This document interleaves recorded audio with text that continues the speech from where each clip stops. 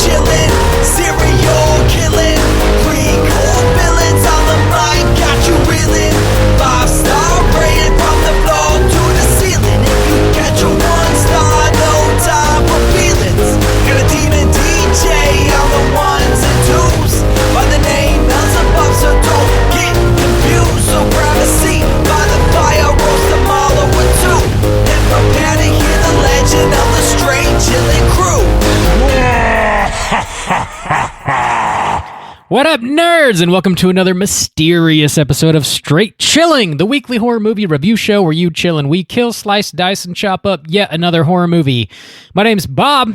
I'll be your host for this evening. This is episode number 344, recorded on Wednesday, November 10th, 2021.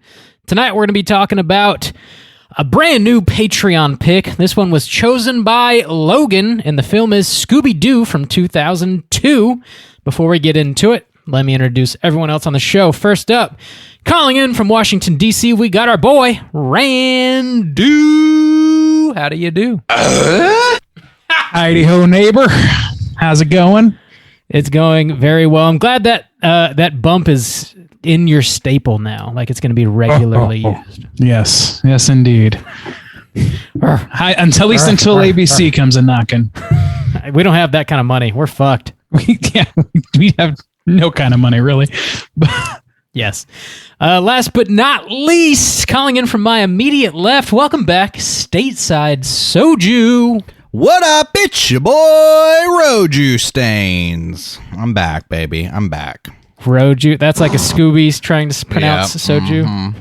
Fantastic. For Scooby-Doo. You didn't sell it for us. Yeah. Try again. The energy's low tonight, so I'm pounding Rob's leftover Halloween candy. I hope that good bar treats you good, buddy. Dude, Mr. not. G You're bar. going to need that sugar. It's not that good. It's just peanuts. That's it's why fine. nobody buys Mr. fine. Goodbar. It's like Mr. Goodbar is it's an anomaly of the candy scene. How did it make it this far? Yeah, it must have just stuck around from the old days They because it's stick it- just peanut. Like it's chocolate and peanuts. Nobody just buys a Mr. Goodbar. You buy the bag and it's got all this random shit in it, and that's really cheap, I would assume, to produce. It lives in as the bottle opposed to- caps valley. Exactly. Like, Yeah. it's filler. It's filler candy. It's what it is. It's not terrible, but it's definitely filler. But weirdly, peanut M&M's extremely popular. So I don't Yeah, know. that's true. fuck do I know? I think those are trash candy. I'll be honest. Oh, Peanut well, M&Ms? I'm not. Yeah, I I'm don't not in like 'em. disagreement, but I don't like there are huge fans of the What's your M&M peanut. go-to M&M? My favorite M&M is, of course, the candy corn M&M. Oh yeah, the white My chocolate. Those are God. good. So fucking Yeah. good, man. Well, white chocolate's delicious. But those are only like holiday ones. If you're Yeah. going on any other time of the year, what you going for? I'm okay with the OG, but I like the crisp. They've got the crisp. I like those are crispy fucking ones good. too. Those are kind Yeah. of my go-to as well. They're just malt and milk balls, man. They're better than that. They're dude. way better than those. It's like somebody took a They Crunch are. bar They and are malted.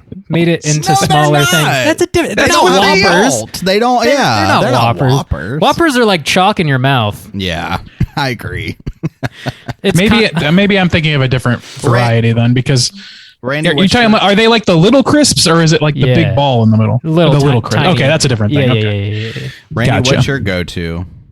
I don't like. I mean, I have trauma associated with M&Ms because I got a bunch of stitches out, and that was my reward when I was a child. Bummer. So I associate it with physical pain. That's terrible. and I dislike it. Okay, never So, mind. yeah. No M&Ms for Randu. Only Randu snacks. Only Rigatoni. Rigatoni snacks. Anyways, we got a movie to talk about, but before we do that, let's jump into some housekeeping real quick.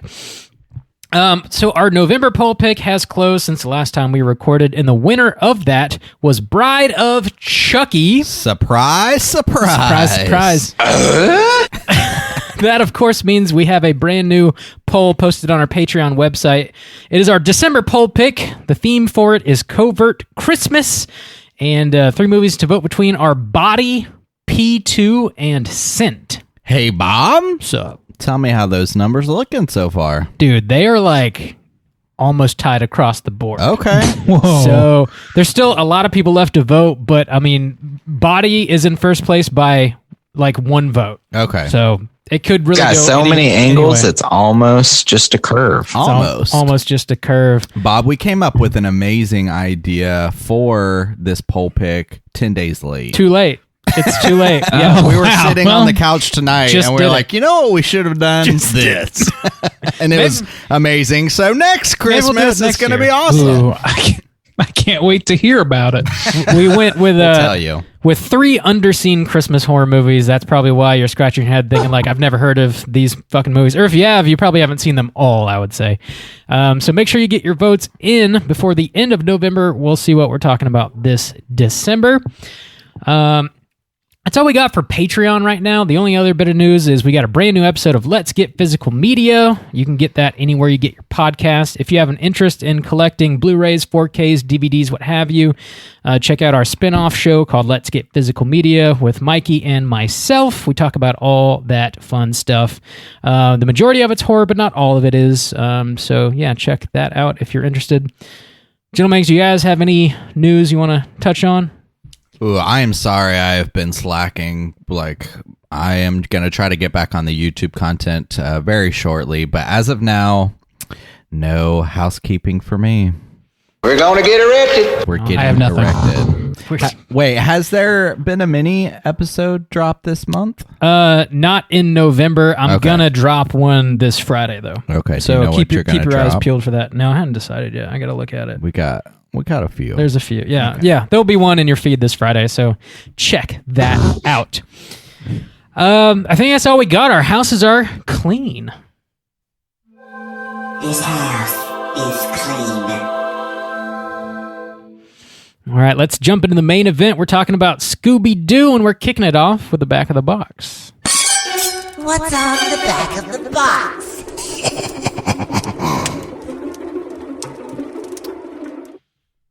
Bob, you got that box, but it's in the living room. It's true. It's in the other room, and I don't want to get up to get it right now.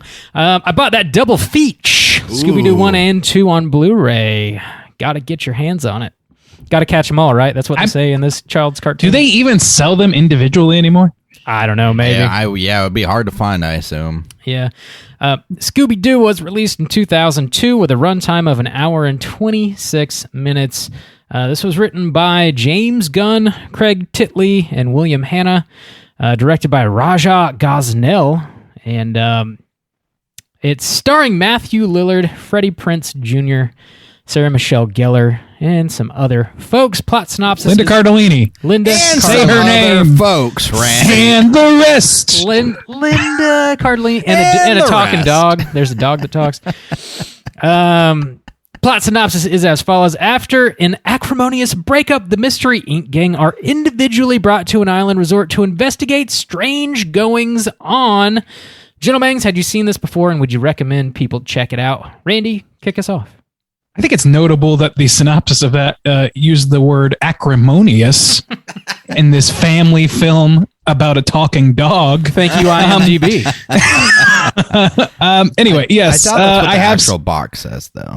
I'm pretty confident I saw this in theaters. I was a big Scooby-Doo head as a kid, as I'm sure many of us were. It's very much a gateway to horror for kids. So I'd be surprised if there weren't, a majority of people that were Doo fans at one point or another. I saw this in theaters and probably at least once or twice after. I would recommend for families. I think we prefer to be called Doo heads. Doo heads? Yeah. I prefer Dudettes, doobies. dudes and dudettes. Nah, doobies. I have another suggestion. Melvin do? For Melvin Dews. That'll work. Nice clip there, Randy. Juice. What about you? Yes, I had seen this movie before. I've seen it, I don't know, a couple times. There's no I don't think I saw it in the theater, but there's no particular time that stood out to me as like the first time I saw this movie. But I have seen it more than once. Yeah, I would recommend if you're a Scooby-Doo fan and like families who have like I would say younger kids, like in the toddler to like 8 age, then this is a good like family flick for like horror-esque kind of themes. And if you're a Lillard fan, you know, you gotta follow the Lillard catalog. So I mean, how do you start anywhere else? yeah, so but this isn't like a must see even for Scooby-Doo fans, but I think you'll get a kick out of it if you do enjoy Scooby-Doo. And who the fuck doesn't enjoy Scooby-Doo? Get out of my house if you don't. So I agree with that statement. Get out of Bob's house. My house. Bob, Yo. had you seen this before? Would you recommend? This was a first-time watch for myself. I'm a monster. I know. I definitely grew up watching the cartoon, and I think, much like the cartoon, the movie is great, like starter horror. You know, if you got kids at home, you think they might be interested in something like slightly spooky, but ultimately like pretty harmless. Definitely throw this movie on and let them watch it and see if they dig it or not. Other than that, I'd recommend it to like Scooby-Doo completists, and if you are one, you've already seen it. So yeah, it's definitely like great starter horror, but I wouldn't recommend it outright to just a general fan of horror movies necessarily. It's fun though. It's a fun watch. Sounds like a pretty solid recommend from the Straight Chilling crew. Let's go ahead and drop that spoiler warning, and we're gonna get into the rest of the movie. Here we go.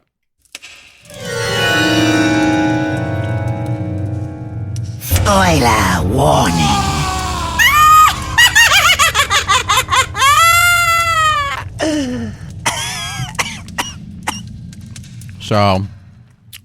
So I just had a payday from my smorgasbord of Rob's free candy.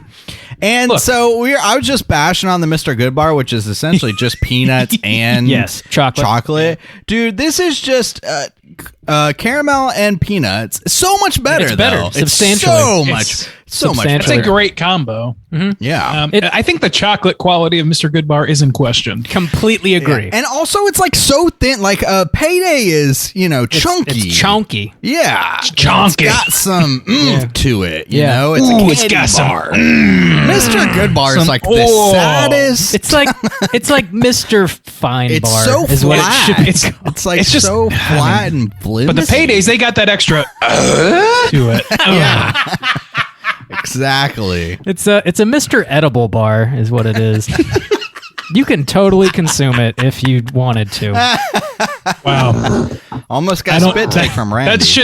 That should not be as good as it is. That's It's better not. than the candy bar, It's I'll not give you that. as good as advertised. I promise. right. Promise you. No, I mean the joke. But it I doesn't know. matter. I'm aware. Sorry, Bob. Do you have a plot synopsis for us? I do. I also love that like you're fresh off the plane. Welcome to America and like fucking candy bitches. Yeah, they're straight to the like- straight to the dome. and Red Bull. And You've got a severe sugar shortage right Deficiency. now. Deficiency of sugar.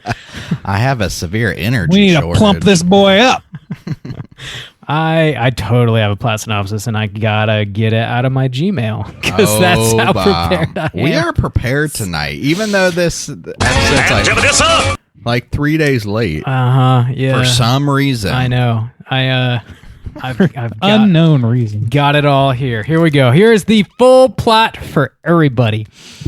All right. After the gang solves the mystery of the Luna Ghost, they break up due to interpersonal conflicts. 2 years later, they're all individually invited to a tropical resort called Spooky Island to solve a mystery and band together again. Upon arriving, the gang meet owner Mr. Mondovarius, and he claims his guests are being brainwashed. Velma attends a performance and is told the island was once inhabited by evil spirits who've been plotting revenge since they were displaced by the resort. The gang investigates a haunted house ride. They find a brainwashing facility that teaches how to act as a human in polite society. Daphne also finds an artifact called the Daemon Ritus. The island demons possess Fred, Velma, Mondovarius, and Daphne. Shaggy finds a vat full of souls and frees them, saving his friends. A voodoo priest then tells the gang Mondovarius has a demon sacrifice, and if he sacrifices a pure soul, they will then rule the world for the next 10,000 years. Shaggy realizes that the pure soul he's talking about is Scooby-Doo. The gang plots a trap to capture Mondovarius, but it fails. Scooby's soul is removed with the Daemon Ritus, but Shaggy intervenes, saving Scooby. Mondovarius is then revealed to be a robot controlled by Scooby's estranged nephew, Scrappy-Doo, who was kicked out of the gang I know. Swerve! Shaggy was kicked out of the gang due to his power-hungry personality. Using the tourist souls, Scrappy transforms into a monster. Daphne kicks a fucking luchador's ass and knocks him into the vat of souls, setting them free. Daphne then kills the demons by using this giant disco skull and reflecting light upon them, which they can't survive in sunlight. Scrappy then shrinks in size, and the gang finds the real Mr. Mondovarius imprisoned underground. Scrappy and his minions are arrested, and the gang agree to continue solving mysteries. Roll credits. All right. Let's get into this movie. Let's get in the middle of this shit. We're getting in the middle of it. This movie started off with sort of like a classic feeling Scooby-Doo villain. Like, yes. I kind of love how it kicks off, even though there's like a random like Pamela Anderson cameo that pops up, which feels like kind of out of place, but also definitely that was. Yeah, you Sorry, got. go I was just gonna say it feels kind of out of place, but also goes hand in hand with the sort of self-aware nature this movie has going for it. Like, it's not just for kids, but it's got like some references. Like, there are some choices they make with the characters in this movie that are like sort of assumed. Like, if you're watching the cartoon as an adult, you're like, okay, Shaggy and Scooby, they're probably potheads, right? And this movie has like several jokes in it regarding that. But if you're a kid, that's going to go over your head. Like, you're not going to get it. And kind of probably like the cartoon did in a way. Yeah. I think the way I would kind of just generally start to sum this movie up is it feels like you can really see the love that's kind of, or an actual tribute to the love and the feelings for the original Scooby-Doo cartoon. Also, though, wrapped in this just absolute studio product.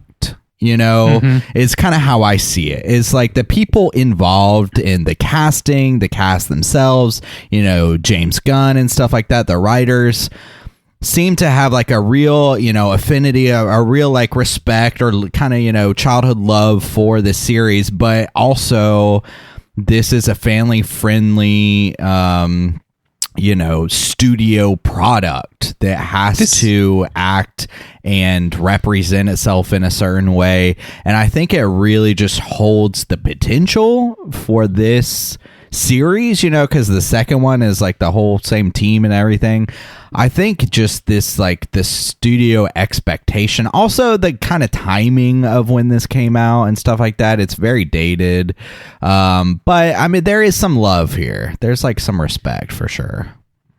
I fully agree with that. Before I continue, I want to ask you a question, Justin. Did you watch the second one as well? I know you mentioned that you might. Yeah, actually, we were just watching it before this one. Yeah, we were just great. We just. I have not seen it in some time, but I'm gonna have that's gonna be a talking point later. But yeah, for this movie itself, I totally agree. This movie has like studio involvement written all the fuck over it. Like, there is got to be at least 5 Scooby-Doo theme song revisions or styled alterations, and or just songs that they just say some words about Scooby-Doo in it and call it like, this movie seems almost like a record commercial for the soundtrack of this movie.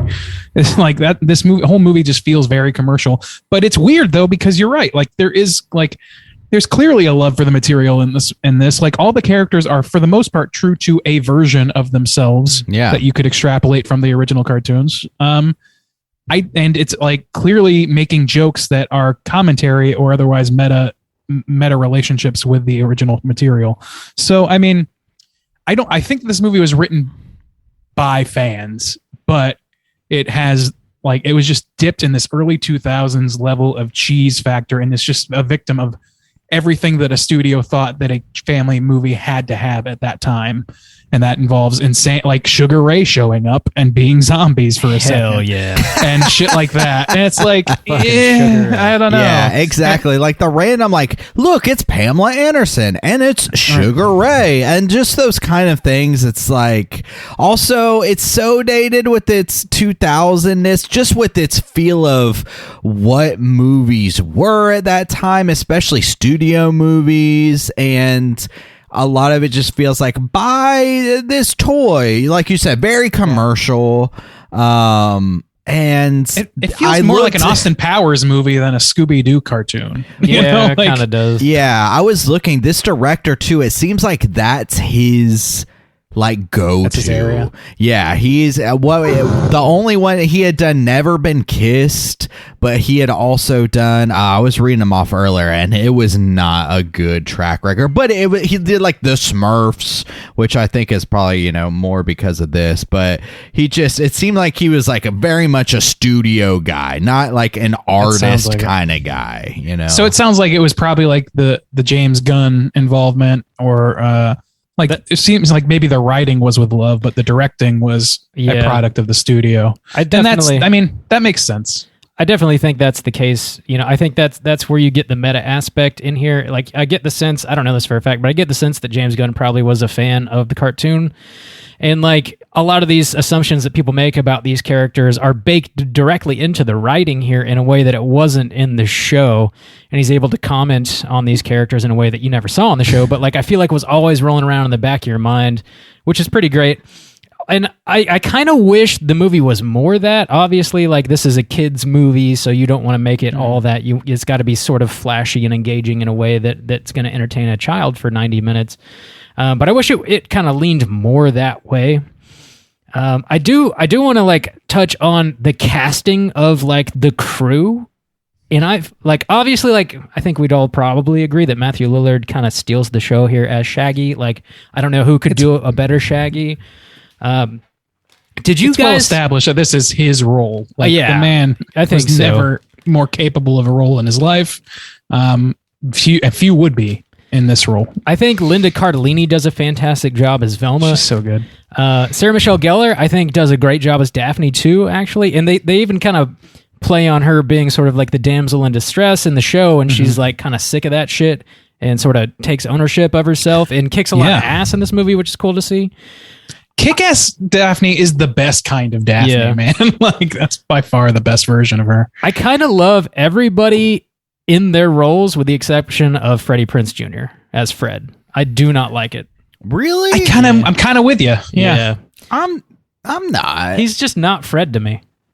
Really? Really? Let me here's a thought experiment for you, Rob. Okay. I want to hear what you think Fred is.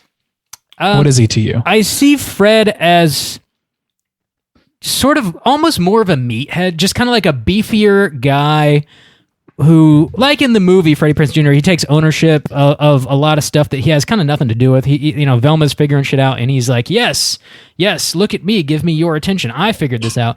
But I just see him as being almost more of like a jock, not like a total idiot by any means, but like more of a jock figure. And I also think that like the bleach blonde kind of hair is just very distracting for me. The way he looks is just weird. It doesn't fit. Freddie Prinze doesn't pull off the blonde. He's like more of a surfer stoner guy, and we already got one of those. We got Shaggy. It doesn't fit to me. I don't know. Like, Fred was never like.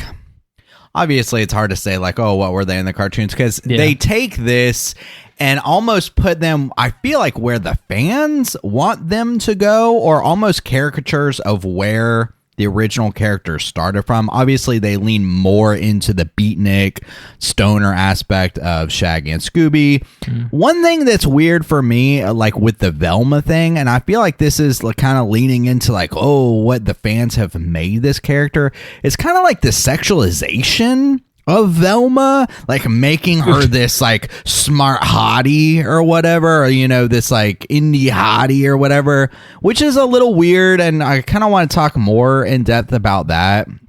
Also, then turning Daphne into like this badass, because the original Daphne is just not that interesting, so they have to, it's almost like they have to do something interesting with these characters. Kind of same thing with Fred in the original is really just a like point and tell the audience what needs to be told, and he really has no kind of like jock personality, or he's an exposition machine. Exactly He really is. So over the years, with the pup named Scooby-Doo, they made him like so stupid, and so it's hard to say like like you said, right? Like, what is Fred to you? Because in the original, he doesn't have a whole lot of personality, and over the years, they've kind of tried to mix it up to make each character more distinct and interesting. And it's like, he doesn't bother me. He doesn't he's no Lillard, for God's sakes, but he does fine for me.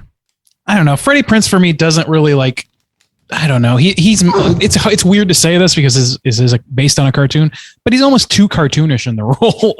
He kind of plays it almost a little too big. When Fred was traditionally, if nothing else, you could say he was something of a straight man, somebody to pivot off of. That was maybe his only character trait you could point to, other than, like you said, being the guy who tells people what to do next.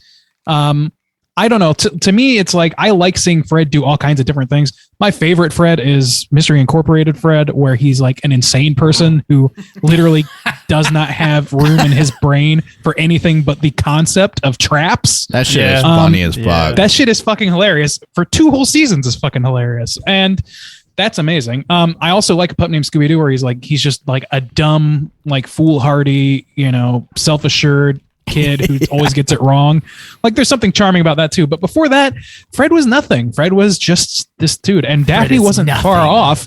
But at least Daphne, for all its flaws, the 13 Ghosts of Scooby-Doo, as I recall, she was a little bit more assertive in that one.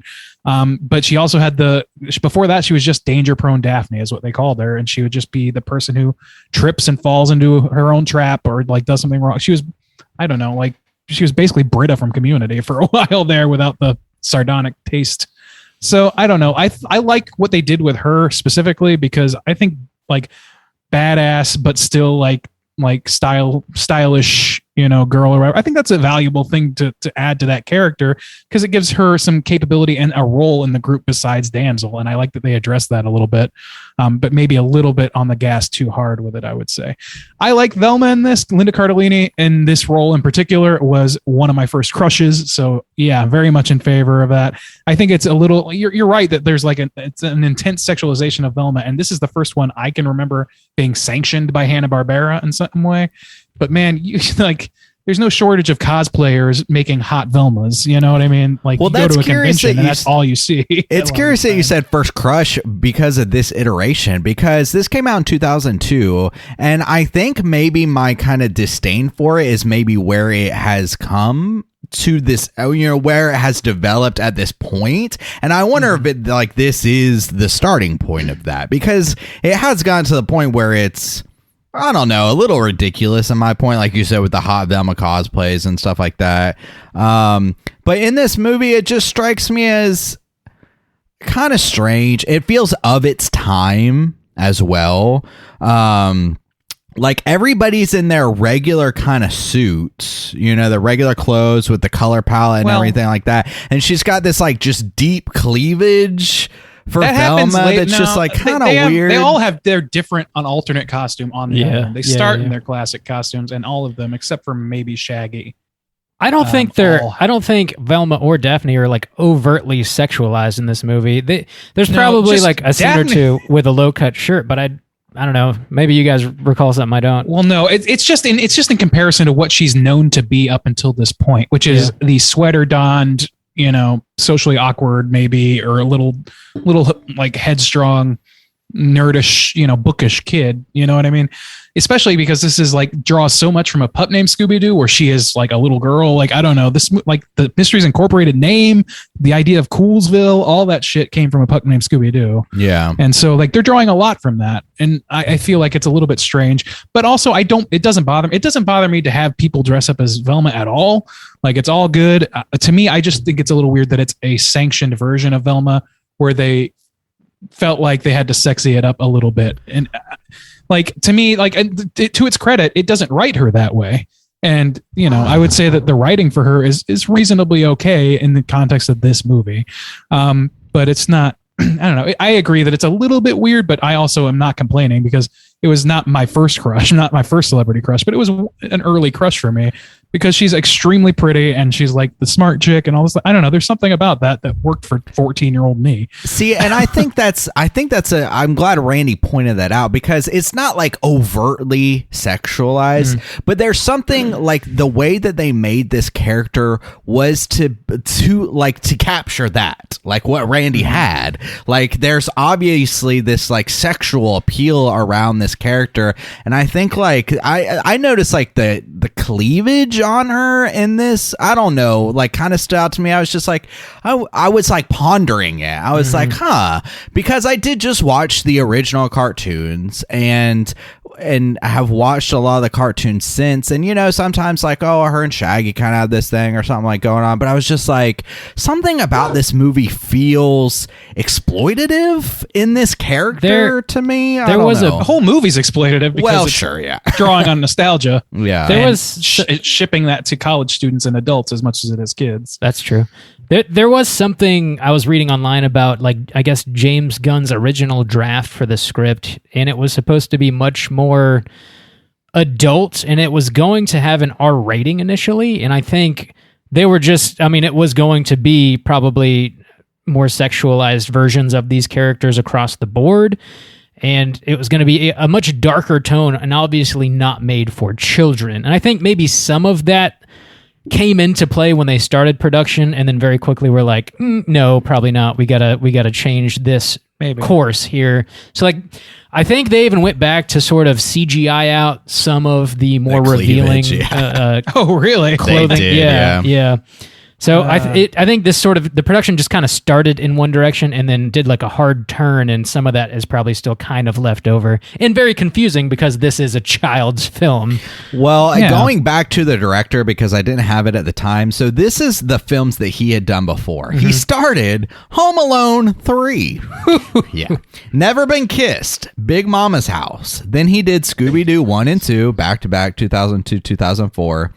He did Beverly Hills Chihuahua, Smurfs 1 and 2 and 3.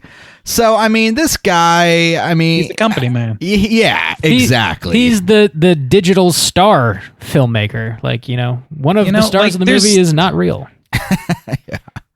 Yeah, that track record kind of speaks for itself. I think that like this this movie clearly cares about these characters to some extent, but the directing is what takes that away, I think. And more than that, you brought up the CGI. We have to address the CGI because this is one of the like go-to examples of terrible in-frame CGI in a movie. And I know it was kind of early, but even at the time, I don't know about you guys, I saw it in theaters and I was 14 and I said, this looks shitty. Damn. Well, that's what me and Bob were talking about. And since we just left spooky season, I had to mention, like, okay, I know I talk about this a lot, but 1996 Casper, I just watched that shit and it looks so much better 6 years before with 4 main characters as ghosts. Look immensely, and actually it's kind of relevant in some way because it's similar premise, take a live action Casper, one of the characters has to be animated or whatever, and it like blows my mind that like 6 years earlier it like looks so much better. And I think that's just another maybe stamp of the company, because like, I don't know, there's a lot of CG in this and it all looks like really bad. I would say at least it seems like they put the most effort into Scooby-Doo for sure himself, because the other monsters like look terrible. He looks expressive at least, like, but not he doesn't look great. And what's sad is that it's all very distracting, because here's the thing, there's like, they're building off this source material that is very much like hacky, silly jokes. You know what I mean? They don't have to be brilliant jokes. They just have to be silly little non sequitur, silly little things that happen.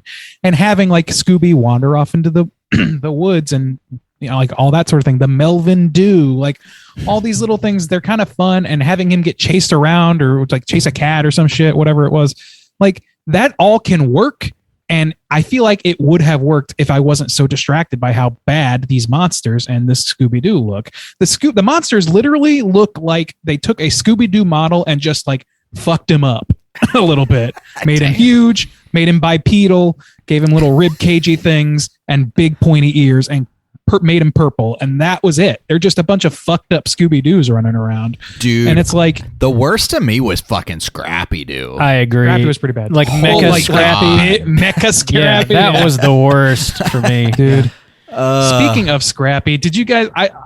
Okay, so I watched some this guy. I think Justin, you've been recommended him before on the Slack. This Nerd Sync. He talks about Scooby-Doo quite a bit. Yeah. On YouTube. I think his channel's pretty great. I've watched quite a bit of it, but I watched his Scooby-Doo stuff, and he said something along the lines of, I think it was him, said something along the lines that James Gunn intentionally chose to write Scrappy as the villain so that his reputation as a character would be tarnished to the point where he would never be allowed in the franchise again. You're kind of tanking your movie by doing that, though. Everybody hates I kind of agree. Like this is the thing is like it's like this movie kind of it knows what its source material is, but it kind of is okay shitting on it a little bit. Yeah. And I don't really approve of that. I don't know. Maybe I'm a purist when it comes to Scooby, but I kind of think that I don't know, this movie, once you get past that first scene with the really awesome looking fucking jester costume guy, the Luna Ghost, that's exactly what you want out of a fucking Scooby-Doo movie. Exactly. Yeah, it's in a haunt, and they take you to the spooky island, and that's an okay setting for an episode of Scooby-Doo. Yeah. But to have it be all there and have it with Sugar Ray and all this shit and have the split up of the gang at the beginning of the fucking movie. This is the first movie. It's banking on you already knowing and loving these characters, which is a fair bet. But that's not what you came there to see. You didn't come there to see characters. The first thing you want to see is a true representation of Scooby-Doo franchise on screen, which is why that NerdSync guy made a compelling argument, I would argue, that Scooby-Doo 2 Monsters Unleashed is far better of a first entry into the series than this was. Because it revived. Go ahead. I was just thinking that they almost should have just been switched. That was his exact argument, and I totally agree with that. I to the point where I honestly think that maybe they both these scripts were written at the same time, and they just decided that they'd rather have an excuse to put Sugar Ray in it, or an excuse to you know what I mean? To make Scrappy-Doo because it's even more nostalgia bait, maybe. It does, I don't know. The first movie does feel bigger in a way. It's just to touch on Scrappy for a minute, I love the introduction of Scrappy where we have a flashback and he pees on Daphne and they kick him out of the gang immediately. I think if that's all we ever saw of Scrappy, that'd be perfect. It's funny. He's a shitty character and they throw him out. But then when he comes back as the big bad, whereas historically we always see a grumpy old man in a mask or wearing a suit of armor or something, like we do at the very beginning of the movie. That's what you want out of Scooby-Doo. That's what's most satisfying for me anyways. But then we get to the island and then it's all bets are off. It's full-blown voodoo. Souls are being removed from bodies, right, and demons exist all of a sudden, and there's this robot with a talking dog inside of it. It's just so fucking big all of a sudden where you're no, what about the grumpy guy that lived on the island before it was taken over by this resort, and he's trying to get rid of them by scaring the people going on vacation, on his home. It felt unnecessarily huge to me, and I don't know, I wanted it to go back to basics, and I feel like they took the leap early. Took the leap into the supernatural really exists in the first fucking movie. Yeah, exactly. Whereas they the whole thing with the Scooby-Doo that everybody remembers, which is Scooby-Doo Where Are You? The original. That's the one where every monster was fake and a constant refrain was there's no such thing as ghosts. And this movie immediately fucking goes to subvert that instead of maybe embracing the thing that made the show great, or one of the things that made the show great, which is imbuing kids with a healthy dose of skepticism instead of giant spooky tales just for spooky's sake, which in fairness Scooby does that quite a bit in its legacy. Over the years it's done that a bit, in some ways bigger than others, but save that for the sequel, man. That it just feels like that's the next logical step for a sequel instead of going backwards, because in the sequel I believe they're all robots or something, or it's all all scientifically explained or something. Or it's some potion thing, but it's still pretty much the same. They bring monsters. Okay, I missed real monsters or whatever. But at least those monsters were the classic monsters. Yeah. And we could talk about the sequel, but I just want to touch on that, and that I completely agree that like, I really like the casting, even with Freddie Prinze Jr. I feel like, it's fun to see these characters brought to life, and I like seeing these, even their clothes and stuff, the mystery machine, how it actually is. It's not a gritty, they don't change the colors or tone them down or put them in black or anything. I mean, that's the characters, and it's fun to see it that way.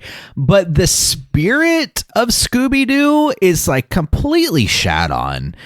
One, like, going to this island resort. Now, there's one episode in the original Scooby-Doo where they're like in Hawaii and they do the whole kind of like tiki episode, but it's still at least dark and moody and spooky. Every single episode of that original series is dark, and it's like we said, it's an introduction to horror, and you kind of see where it could have been again in that opening sequence, but they completely shit on this for what seems like this commercialized spring break, hot people in bathing suits, Sugar Ray.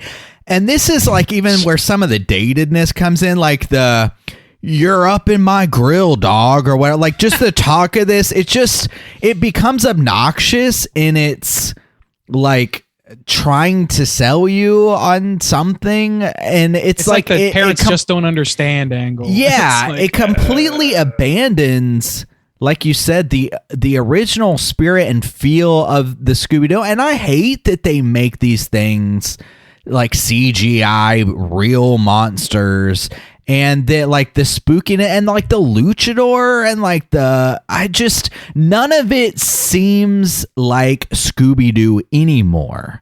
A bright island, a luchador, real monsters, like floating ghost heads. It feels like a body switching. It feels it feels like a property that a studio wants to make money on. Like, that's what it feels like. And so then it starts to feel cheap and plastic. And it's a shame, because I was almost thinking, like, with these characters, I wish, now they're all older now, so like you can't do it like you did anymore.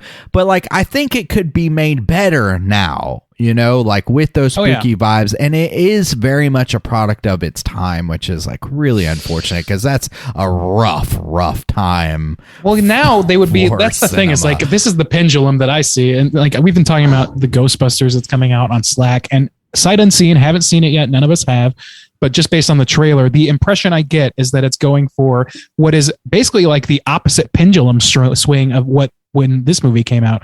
Back then, the trend was to like, okay, we got to hype it up. We got to make it more modern. We got to modernize it. Okay, they got to make these people seem like kids that kids recognize as their own tribe. Something snappy, something happy. Yeah. And now it's more like, we have to have the utmost reverence for the source material, for it is the Bible and we are but its peons.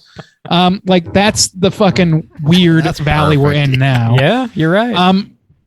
And I don't know, man. Like, I feel like there's some middle ground that this movie should have hit. And they made that movie Scoob, which I watched half of, and really that movie felt like, I don't know, like any animated movie. And it had the same, from what I saw of it, it had the same sort of problem that you're describing, which I think you pinpointed perfectly, which is that this movie is bright. And it's not just that. Like, the thing about Scooby-Doo, visually speaking, is that everything, they're in dark situations, but they are bright, vibrant characters that you focus on. There's no way you're focusing on just the gang in this fucking movie. There's too much shit on the screen, lit up and bright as fuck. There's just too goddamn much. Even in the dark caves, there's a goddamn disco ball spinning around and disco shit, and skull, and like fucking fucked up Scooby-Doo's exploding. It's like there, and glowy heads and shit. Like, it's not spooky. It's not spooky in the slightest. The original series may have been the only one to really do this, but Scooby-Doo, Where Are You? It was trying to kind of be spooky and then explain away the spookiness as something explainable. That was the through line of that whole like branch of the show. And it's gone a bunch of different places since then or whatever. But like, if this is clearly trying to capitalize on that and on the wit of a pup named Scooby-Doo, and I don't think it really hits either strongly enough.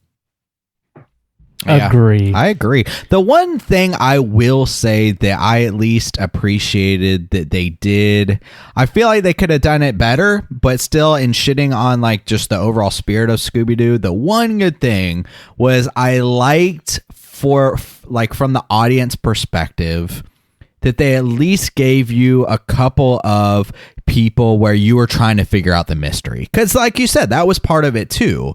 Is, you know, in the original one, of course, you're a kid, you're watching Scooby-Doo, and after the first or second episode, you know the person's fake, so you're trying to figure out who is it, you know. And they always give you they give you a couple different, they didn't always nail it in the original series, but for the most part they at least tried to give you at least two people where you could be like, they have a motive, and kids are kind of figuring it out. It was like this interactive thing. At least in this one, they gave you a couple different people where you're like, is this guy behind it? Is this guy behind it? And we just watched the sequel and they did that too. So I at least appreciated that they kept that spirit alive, because that was part of the original. But how the fuck are you supposed to discover it's Scrappy? Exactly. Like that's where it comes back to the shit. But I at least liked that they were trying, and they did much, much better with that in the second film. And again, these two really should have been flip-flopped. Now that we've like really talked about that idea, it really should have been. Yeah. Can I read you guys a tweet that I just found? Do it. From one James Gunn. I searched James Gunn Scrappy-Doo, and this is the first hit. Oh boy. A tweet to him that reads, I only recently learned that you wrote the Scooby-Doo movies. I've always been curious about why Scrappy was the villain. Care to share? And he wrote, because Scrappy is just a completely fucking awful person.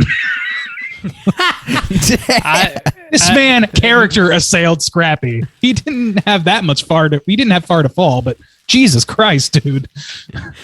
I guess that follows. His logic is sound. I don't. Yeah, I mean, if his goal was to get Scrappy out of all of Scooby-Doo media, with the exception of like one or two offhanded jokes at his expense, he succeeded. I haven't seen Scrappy-Doo in shit in fucking since this movie came out, except for like Mystery Incorporated, they made like one joke about him. But to be fair, like, I mean, the last time we saw Scrappy-Doo anyways was the 13 Ghosts of Scooby-Doo, which was the early 80s. Exactly. But everybody remembered him, I guess. And like, you know, I don't know. Scrappy was terrible. Like, he was not a good character, but none of these characters are good. He was just kind of the annoying bad character. Yeah. Like, originally, like they are all archetypal characters, if that. In Fred's case, not even that. But then you get Scrappy, and he's archetypal too, but he's just kind of like obnoxious, and that's easy to not pay attention to in a movie like this, and instead just have like Rowan Atkinson be the bad guy, like have Mr. Bean be the bad guy. Why not? Why the fuck not? It's Scooby-Doo, a guy in a mask. One positive I want to give this movie here is the setting. I actually thought the setting was pretty fantastic. The resort that it takes place on is like apparently a real fucking place, and it's all decorated very spooky with, you know, like voodoo stuff adorning the walls, and they've got this like giant volcano in the tiki bar, and there's like this spooky house ride up on the hill, and it's like, okay, this setting makes sense for a Scooby-Doo mystery, but as we've already touched on, the way they light it, the way it's shot, everything is like way too bright and like it's too bombastic. Like what we kind of expect when they go into this mansion is like, you know, shifty eyes in a portrait or like a suit of armor that comes to life, right? And that would be enough to terrify the crew, because that's how Scooby-Doo works. That's what it's all about. But instead, what we get is just like way too over the top. I feel like they nailed the setting for a really interesting movie. They just didn't utilize it to its fullest potential, I think. They made it almost like a full-blown action movie instead of an actual mystery movie, which is what it's supposed to be at its heart. It's a mystery because we don't know what's going on, but like in no way is it mysterious, you know? Yeah, the the visualization of the setting is cool. I think what I hate about it is, one, like we talked about, it's bright, and I just don't want especially with the first movie. Again, maybe if they're swapped, I feel differently about it, because the second one's definitely much darker and moodier and got these kind of monsters. But I don't want to see my Scooby-Doo squad at spring break. Like, that's just not what I want from any Scooby-Doo iteration. Well, they should never be at a pool party with Sugar Ray. I think we can all agree on that. Yeah, it's just like, I mean, an the episode whole here or there is setting. fine, Yeah, I mean, and even like I said, there is the episode, where they're in Hawaii and it's the tiki setting and stuff like that. But it's still like nighttime and grimy and dark, and there's this old abandoned village that they go to and stuff like that. Not like the fucking resort where everybody's fucking shaking their yabos and their booties, and Sugar Ray's got their frosted tips kicking, and like, I mean, like, I don't. It's just because also too, like, for instance, there's one time where Daphne's walking on the beach. She's going to talk to that voodoo guy, okay?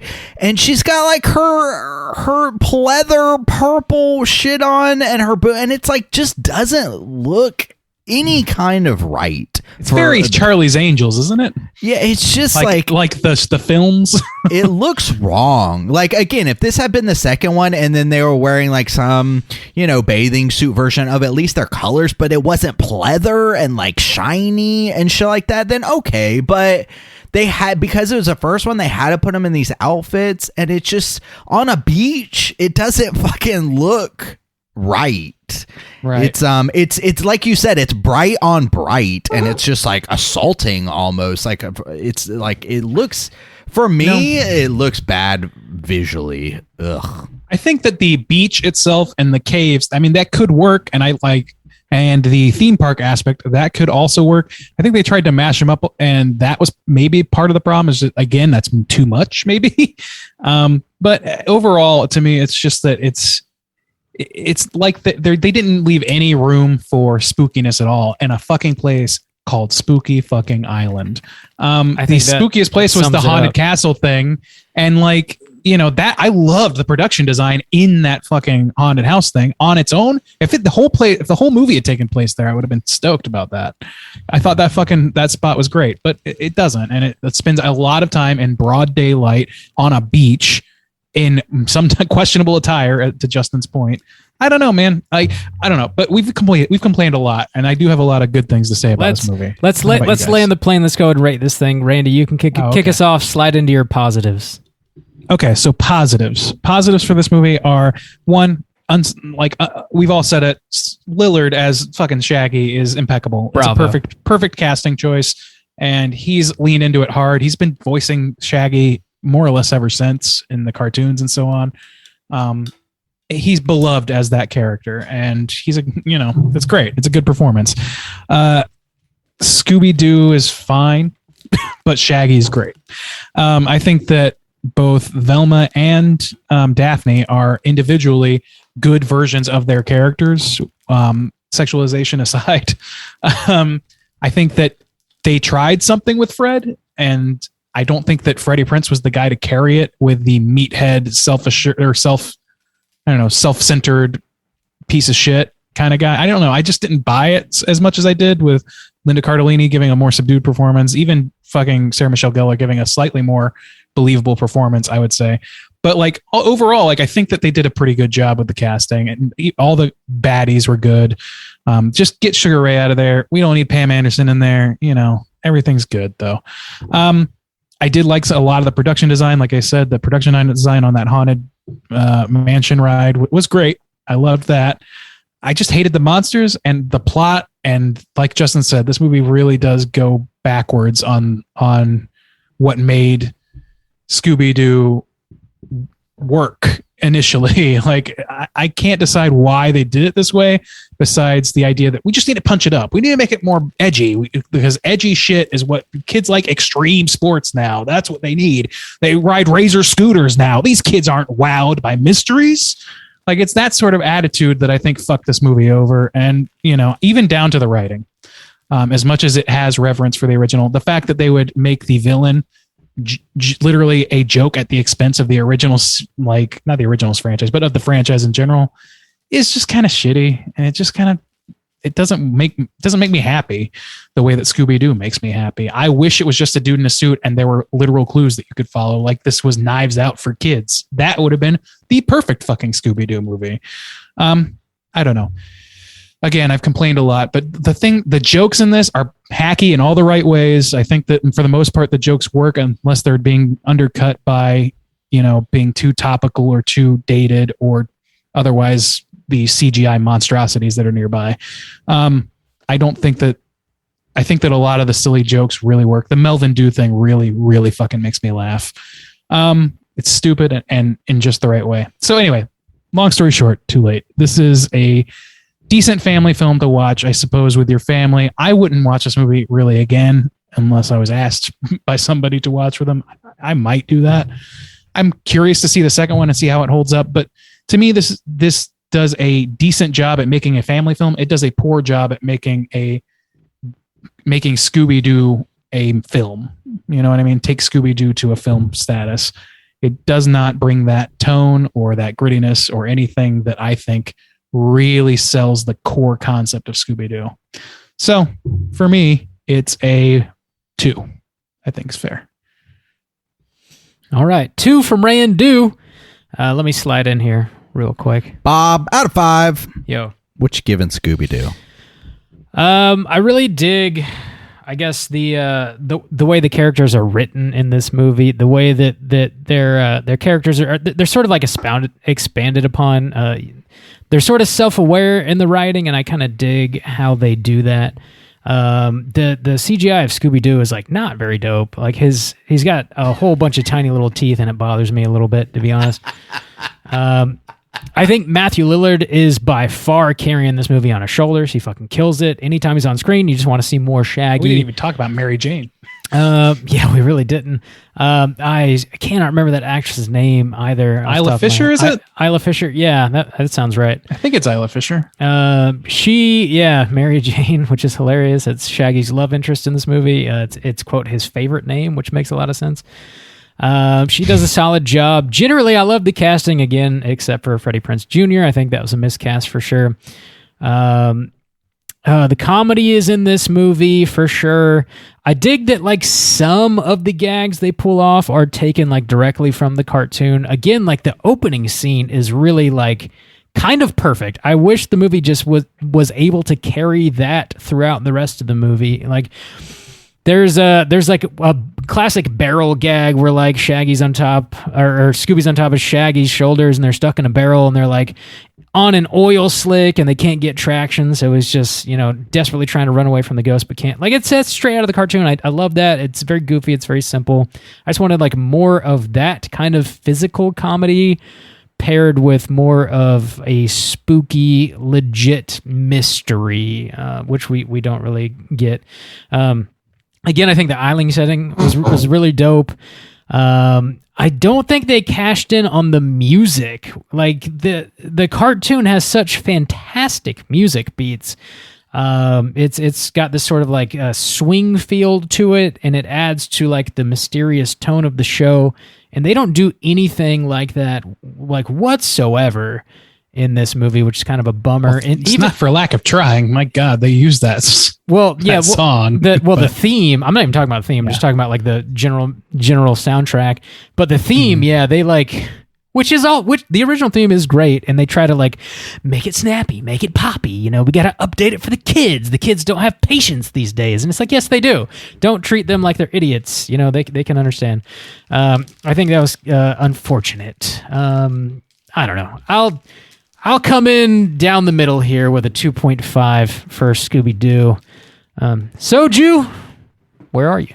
I really like that point about the music, Bob, because you're right. And the bum ba da da da dum or whatever, exactly. Just boom, bing, you're right. It is so distinct and great to the original. And you're right, they didn't do anything. And I think that's again coming back to what the major problem with this film is, and it's that. It's a studio product that gives, let's give Scooby-Doo an edge. Let's give Scooby-Doo an updated, like, this is the new millennium or whatever. He skateboards. Yeah. And, And while I feel like the actors and the writers treat the subject matter, like what it's based on, with respect, I feel like the studio does not treat the audience with the same respect. Kind of like you said, like, no, kids, this is what they want these days. And it's like, just make like a good film. Don't try to sell me on like a culture of, or I don't know. It's just like, kids want Scooby-Doo. Yeah, and like not just kids, I mean, the original came out in like the early 70s, so now, okay, so the original came out, so we're kind of like in a similar place with our age and stuff like that,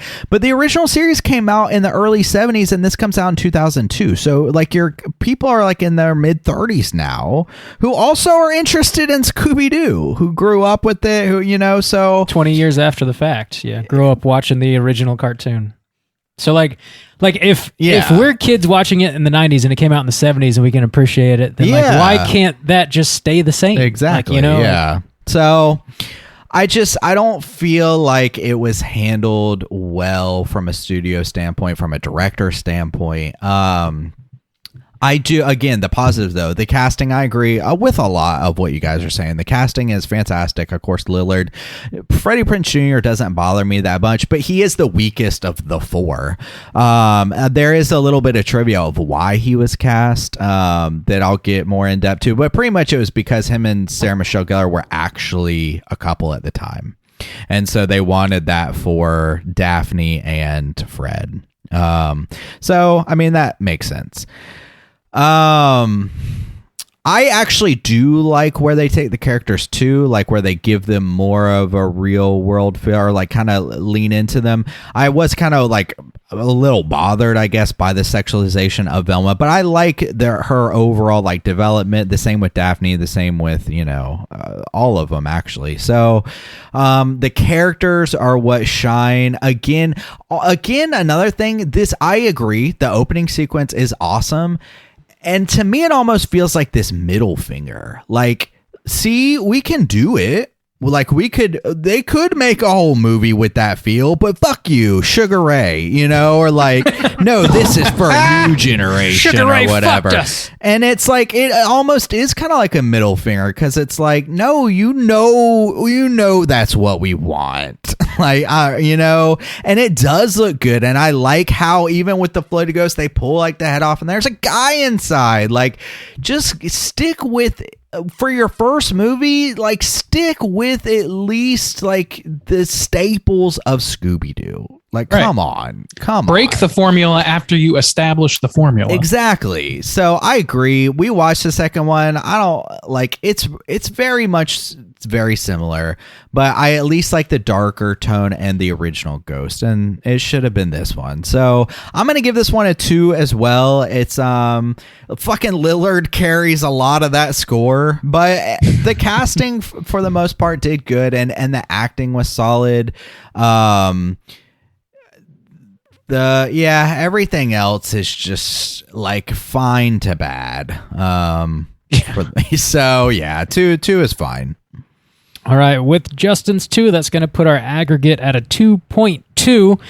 I hope everybody was just wanting to hear 3 old men bitch about a Scooby-Doo movie. This isn't my cartoon. Fuck this movie. It was paid for. It's got Mr. Bean in it. What the fuck? This ain't Scooby. Mr. Bean. I don't know. I don't feel like there's too many defenders of early 2000 cinema. I don't think so either. I think just about everybody in this movie, with the exception of Lillard, is like kind of fuck that movie. Like, I don't really think they liked it. Anyway, I wouldn't say fuck that movie. No, but I wouldn't either. No, that's the thing, is like, this movie isn't like scorn worthy. No. It's just not in the full spirit of things, really. It does not embrace the spooky side of the spooky cartoon. Yeah. And what a shame, because they've got perfect casting. That's unfortunate. It's one thing to say like, oh, Transformers or something. Like, I get that, but as people who are like, diving into horror, and we also always say, this did a big thing for horror. The original series did. I mean, it was so Man, it had so much impact on so many people's lives. I was even saying when I was watching those original ones, it hits like so many things that we think of now are like staples of spookiness. You know, the haunted armor. Gothics. Yeah. I mean, just like even the settings, like this, in the South, this haunted little cabin in the moors. And so, I mean, it's just like, I don't know. It was very influential, and they could have done better. Establishes They should have done tropes. better, especially with Yeah. Lillard. I just want to keep talking about this. Lillard. It's How dare you? It's falling great- into the it's a 13 great ghost starter. trap. It's a great starter horror, and I think like we all kind of grew up watching it, and it got us on the track that we are currently on, and that is bitching about the remake. Let's go ahead and jump into our Rotten Tomatoes segment and see what the critics and users think about Scooby-Doo. Here we go. Certified. All right, ladies and gentlemen, this is the Rotten Tomatoes segment of the show. For those who aren't familiar, what's going to happen is I'm going to give these two gentlemen the chance to guess within the best of their abilities the aggregate scores for Scooby-Doo on RottenTomatoes.com. So I'm going to start with Bob today, and we're going to start with the critics. There are 143 reviews counted in this aggregate. Where do you think on the percentage scale they fall? I feel like it's going to be fairly low. I'm going to take a 35, please. 35. All right, that is extremely low. Juice? I think so too. I think from a critic standpoint, they're going to see what this is, which is a bit of a cash grab. Like, I don't know. It's a Mr. Edible bar of a movie. Yeah, kind of. And honestly, we don't always fit into this category, but I think the straight chillin' overall score is gonna hit close with the critics. So I'm gonna take it to a 45, which is like where we were, 2.25. Yeah. So I'm taking the 45 and saying the straight chillin' crew is of the critics this week. All right. Well, you should have taken the under, my friend. It's a 30%. Oh, 30%. Okay. All right. That is not a good score. I for didn't those keeping expect it to be track. positive, but that's lower than I thought. Ooh, pretty low. Yeah, I mean, you nailed it. I'm pretty sure is that people see this as sort of a cash grab, and it makes me think of this came out at around the same time as like Josie and the Pussycats, which I love because it seems like that kind of movie, but then it has this weird secret level to it that's kind of awesome. I'll talk about that another time. We're going to go to the audience score. There are 250,000 plus ratings, so no small number here. And Soju, we're going to start with you this time. What do you think those 250,000 plus fans or not fans have to say about this movie? With that many, I feel like it's going to drive the score up a scotch. And this is something where we didn't really talk. This isn't nostalgia level or timing for me, but it could be for others. If you were younger when you watched this movie, I was only like 3 at the time it came out, maybe 5-ish. So Do you know what year you were born? Can I tell you this? Math. But Becky, real quick, Becky watched this with me, and she told me before we started that it was going to be traumatizing for her to rewatch this movie because when she was a kid, this film got stuck in their DVD player. So she has seen this movie like dozens of times, damn. and she's like, so yeah, she's a little bit younger than us. So I don't think there's any nostalgia going on there anymore. Okay. Well, for some it could be, but I think it'll drive the overall score up a scotch. I'll give it a 50%. 50%. Okay. Bob, where are you falling? I'm generally thinking the same of Juice here. Just the number of votes is going to drive it up. I don't think it's going to be super high, though. I'm going to go with a 45. 45. Well, Bobby, you got yourself a sweep today. It's 39%. That never happens. 39%. Bob, that's a hell skeet sweep. Sweep them skeets. Love it. Oh, Bob. Yes, Bob. Yes. I don't think. Yes. Wow. I don't think that's the proper cleaning method for that, Bob. It works for me, dog. Get the broom. Damn. It's like sawdust, or what's going on there? It's Bob's a scarecrow. He's getting all dried up in his old age. I can't say these jokes. I can't. Oh boy. Alice, get the broom. So here's the critics.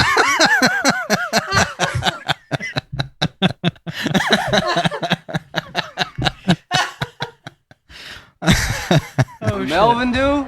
Okay. All right, moving on. That was Critics' a good consensus. joke, by the way. I did like that. I love joke that as well. joke. And Yeah. also, I want to point this. I posted this on the Slack just before we recorded, but there's a Johnny Bravo episode where the Scooby-Doo gang that is one of the funniest fucking Scooby-Doo Nice. entries I've seen. Damn. Because it involves things like this. My glasses. I can't be seen without my glasses. It's fucking Dude, Johnny great. Bravo is funny as shit. Have you That shit's guys? Speaking of just like Scooby-Doo references and other shows, have you guys seen the South Park episode where the band Korn shows up and they Yeah. are basically Scooby-Doo? Yeah. Yeah. Like the crew from Scooby-Doo? Yeah, that's an Yeah. early, that's like maybe their first Halloween episode, I feel like. But Maybe so. That shit fucking kills me every time. Yeah, that shit's good. by the way, speaking of that, there is a horror movie that is basically character replications of Scooby-Doo characters in a horror movie. So kind of like that adult James Gunn version of this movie that we heard about. I am not super into that, but I don't know. I think What's it called? I think that I can't remember. It's like mystery something. I Oh, don't really? know. Okay. That's an interesting idea.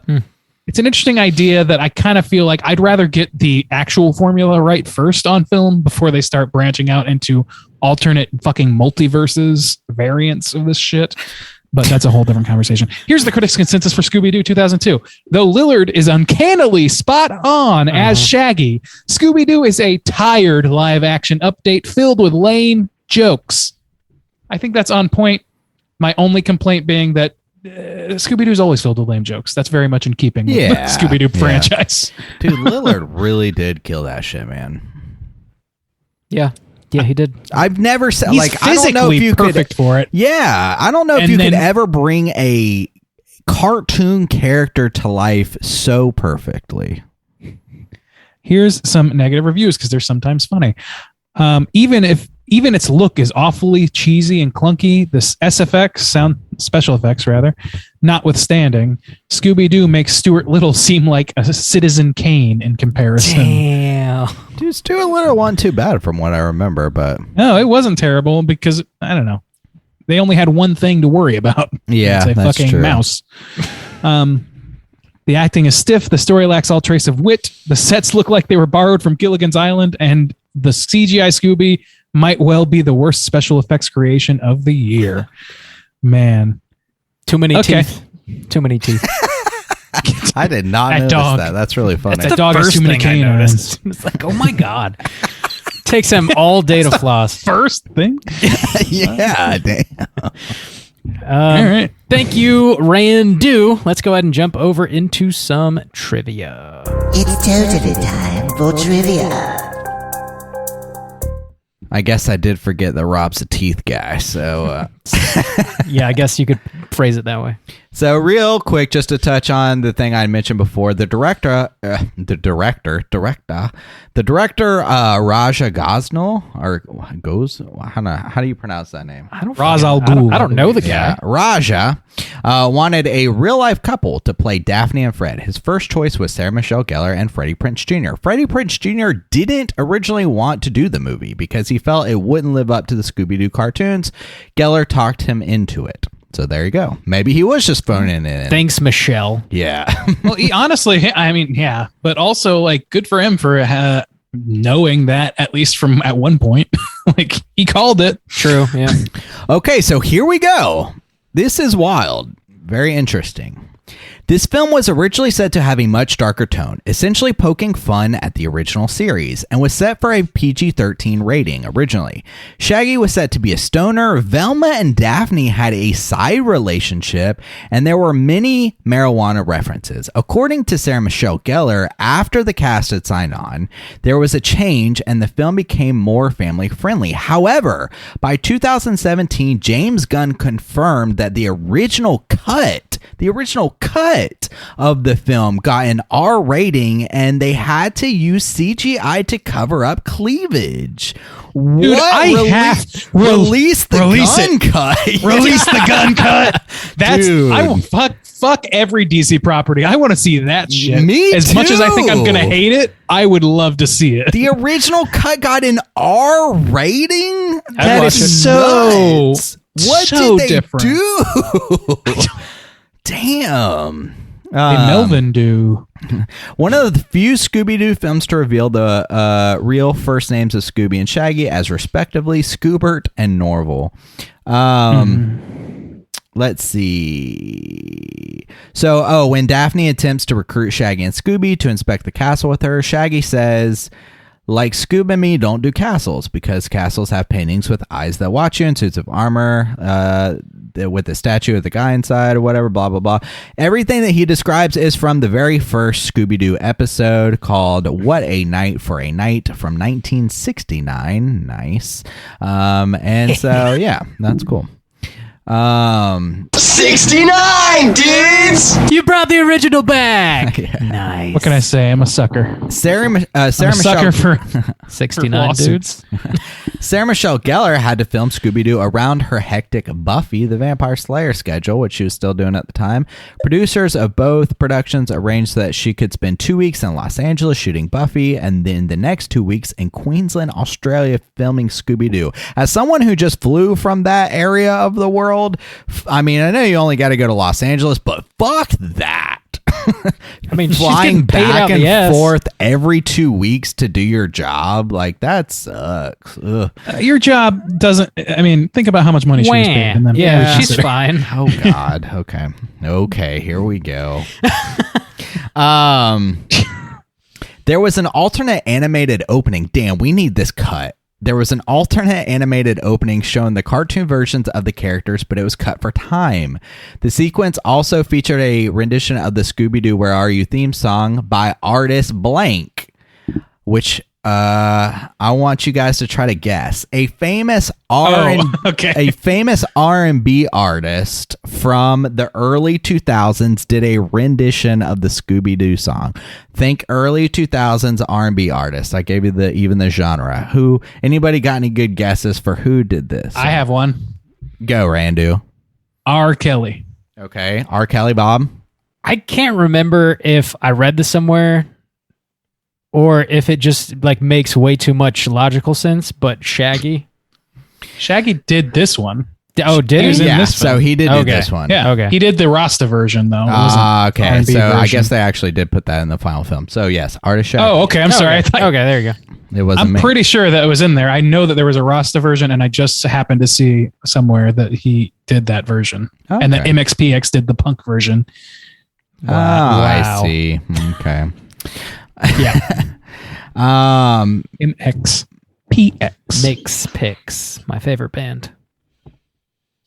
Yeah. So the poster for this actually included the Luna Ghost, which is the villain that only appears for the first few minutes of the film, and that was because originally it was intended to be the main antagonist. Well, Fuck what the these fuck, guys. man? No, Should've what been. the God fuck? damn it, dude! What I would the fuck? rather watch an adult version of Scooby Doo, like where they do all that dumb shit. If at least the fucking setting and villain Was right. and all that shit was right. Mm-hmm. And I don't know, James Gunn can write character relationships. Like he wrote to the characters in this movie, but he didn't write I wanna obviously see- like the plot didn't work. Like they should have got Christopher Lloyd to be like the old crusty man who always lived on the island, and at the end, like we see him in a suit of armor, and he's like the one pulling the strings and shit. Like that's what I Yeah. want to see. Like, give me that. Or they could do a double. Like any variation on that is fine, really. Like the only variation that doesn't work is that you do it with a character that we have only seen once as a joke, Right. and is only exists as a meta joke on the whole franchise that is mean spirited, which is not at all in the spirit of the show itself. I agree. I think there's actually a lot of trivia on this, and some of it's quite interesting, but I think that's enough for now. All right. yeah. Ah, you're a monster. You know what? Oh no! One more. I want you guys to guess. Oh, so the main villain. What was this? Mondavarius. Yeah.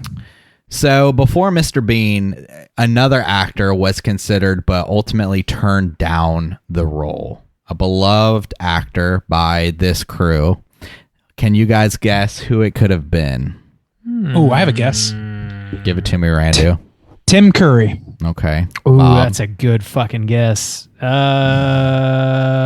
Atkins. Randu's on. Oh no, Rob Holy got shit. the other one. Randu. No got way, it. really? Yeah, Tim Curry, that's longtime fan of Scooby-Doo and voice of Ben Ravencroft in Scooby-Doo and the Witch's Ghost. That would have been baller. Was offered the role of Mondavarius. He turned it down when he heard about Scrappy-Doo because, like many other fans of this franchise, he doesn't like Scrappy-Doo. That sucks. Damn. I just want to be scrappy. I can't do a Tim Curry. That's not bad. That's not bad. Okay. Very good. Yeah. I had to stop her Scrappy. Oh God, that's not very good. Jim Carrey was considered for the role of Shaggy Rogers. Boo! Oh no! Thank God we got the Lillard. This movie would have been a 0.5. Just talking out of his butthole the whole movie. That's famously the only thing he ever does in any movie. I remember in fucking the Truman Show where he bends over and tells the creator, I mean, good night and good evening or whatever. There is that one scene where his ass is prominently stuck out as he's gardening. He's an ass man. He's all about the ass. He's a gangly boy, and they use that gangliness to their benefit and our benefit. That pancake booty. We gotta talk. We gotta talk Cooter of the week. Straight chillin'. Cooter of the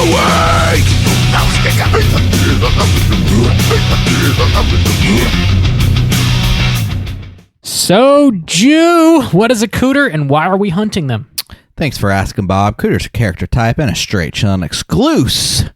The Cooter has to hit 3 of the 5 points of Cooterdom, and those 5 points are sexual deviancy, manipulation, smug arrogance, overall looking attire, and overall patheticness, boys. 2000 deuce. We got any Cooters? 2000 dude. Yeah, we do. Randu, who we got? Bob, I wonder if you were going to say the same thing.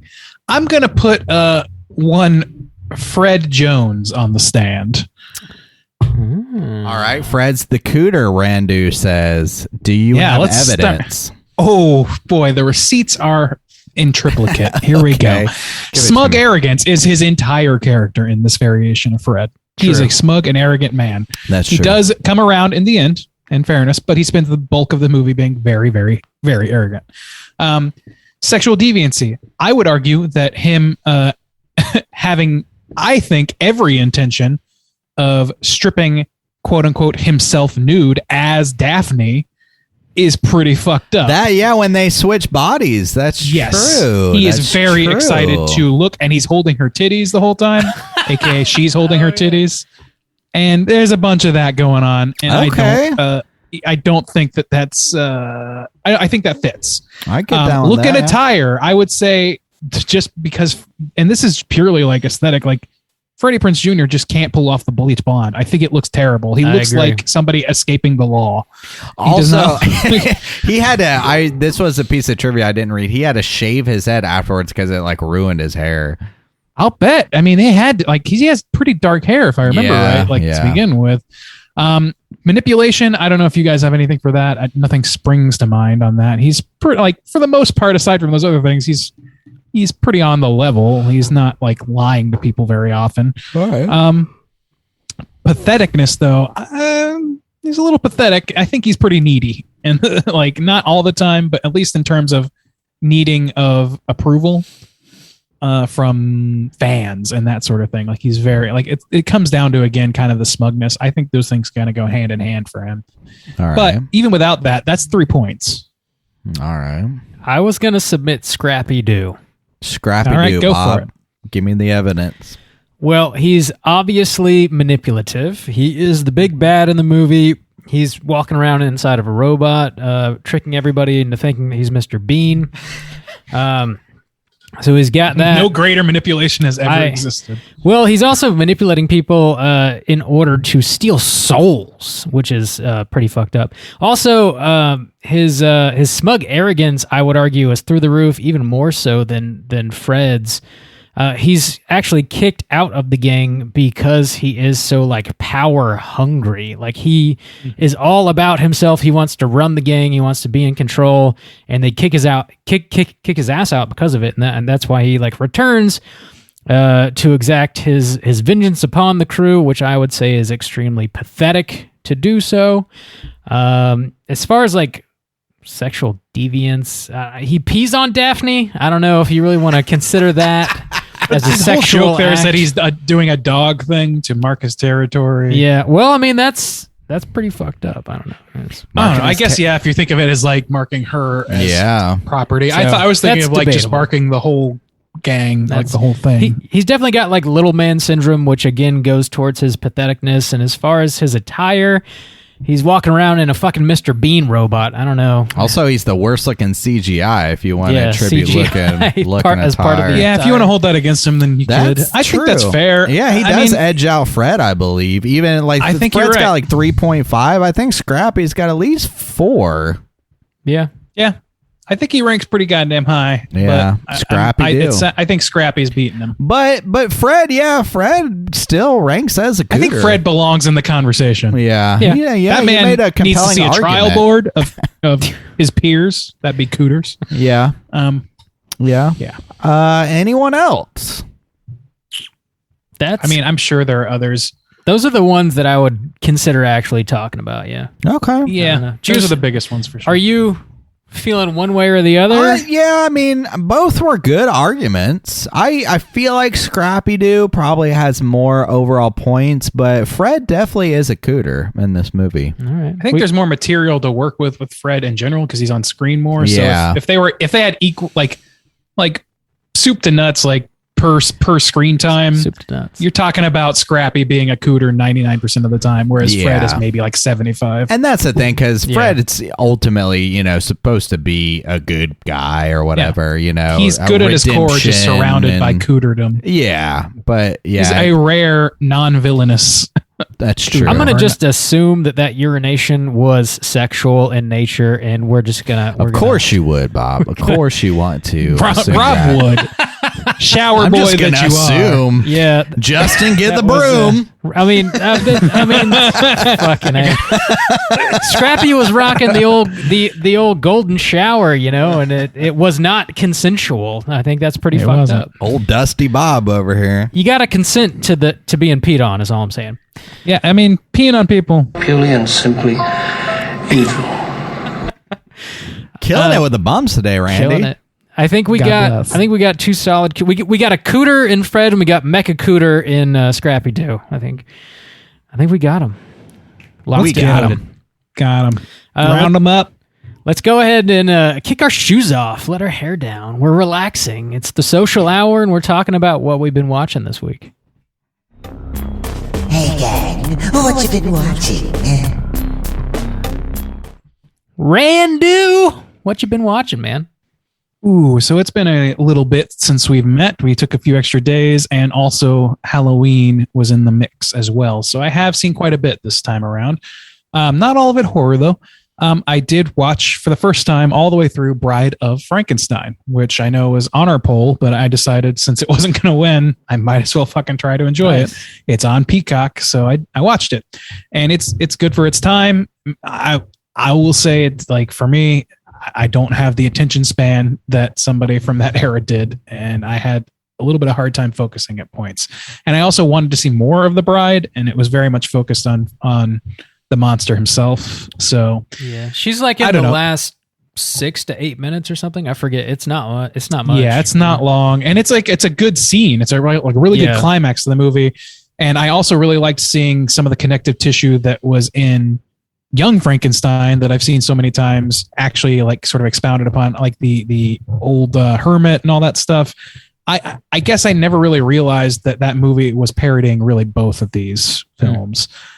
So I liked it, but might not be a very frequent rewatcher for me. The Night House, I watched that. I found it quite good. The acting in that is fucking great. And the premise in general is pretty interesting. It's maybe a little bit hokey at times, I would say. But I think that the sort of central story, the metaphor that's happening at the core of it, is strong enough to kind of push me over the edge of being like, this is pretty good. Like I like it. I think it's telling a pretty compelling tale, even if it whiffs a few moments of it. And that's maybe debatable. It's been a minute since I've seen it. It's only been a week, but there's been a lot going on. I watched a movie called Hypnotic with what's her face? Bob, you know this movie? What's that actress's name? Yeah, she's in Midnight Mass. She did such a great job. I can't think of Katie. Oh shit! What's her name? Katie Siegel. Katie Siegel. That's her name. Yeah. So yeah, she's not nearly as compelling when she doesn't have the great writing at her back, because this movie is not a well-written movie. It's an extremely pulpy, silly movie. It's good for a little throw on. It's not a movie that demands attention. It's about her being hypnotized by a shrink who turns out to not be a good guy. And hypnotism is taken as like basically a superpower in this fucking movie that's otherwise trying to be kind of grounded. And it's just kind of silly.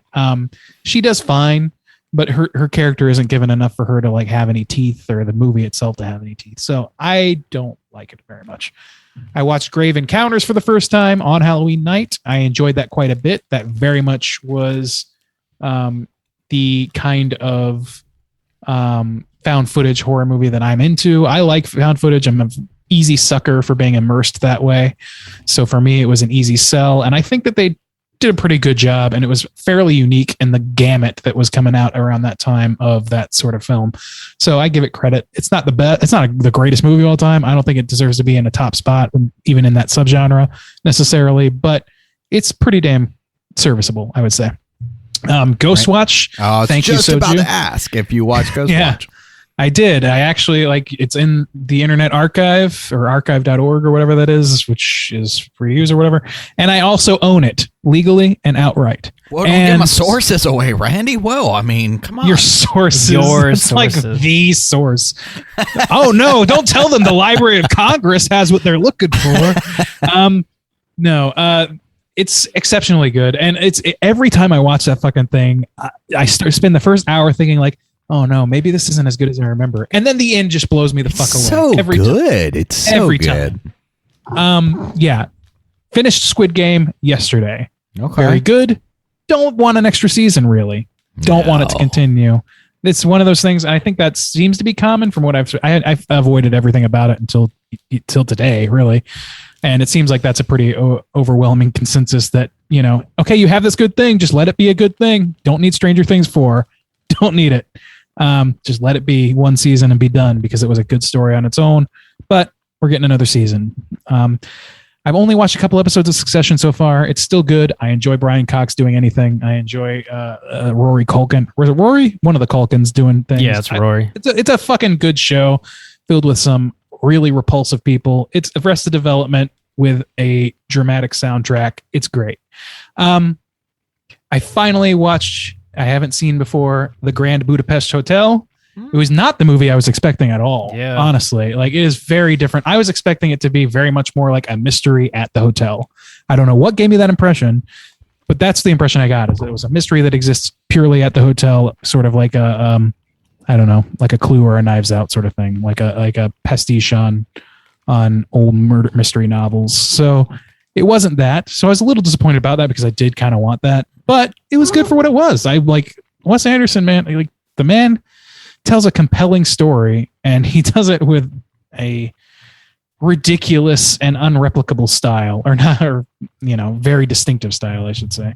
And after that, Becky wanted to watch Isle of Dogs again, so we watched that, and it's, again, very impeccably done. And honestly, some of the best fucking stop motion animation, some of the best animation in general I've seen in a long time. Is that the I Love Dogs? Is that the Wes Anderson movie with the It is, dogs? And they speak Japanese in it or whatever. Well, yeah, it's set in Japan. The dogs speak English. Yeah, okay, okay, yeah. That was a good movie. It's a good fucking movie, Yeah. and honestly, like I forgot how hard that movie goes with the animation. Some of that shit is so goddamn impressive, and I wish more movies took those sorts of stylistic liberties. Even though you can't really replicate Wes Anderson, you could have more people try that sort of thing, like Kubo the Two Strings or whatever. That movie was fucking brilliant. It was beautiful looking, and I just wish more people were doing. I wish the default wasn't the Lego Movie default now. Yeah, I feel you. So that's all for now. I've said too much now. All right. Juice, what you been watching? Dude, I've been watching a shit ton. Damn. Let's see if I can get through it.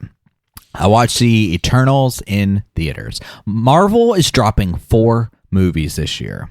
Nuts in the butts. And all their shows, too. Eternals. Man, I like the characters that they introduced. Unfortunately, it feels like that's not what they focused on. This is like some of the worst CG I think any Marvel movie has ever produced. A lot of people are saying like, oh, it's so beautiful. I thought it was like kind of rough looking from the CG standpoint. But overall, like I like that these characters exist in the Marvel universe now.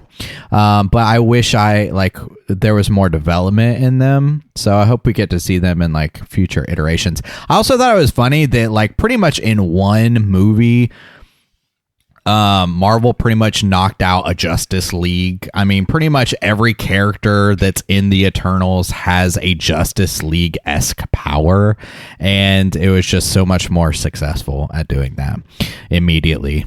I watched Nightmare Before Christmas, like right after Halloween, as I tend to do, to kick off Christmas season.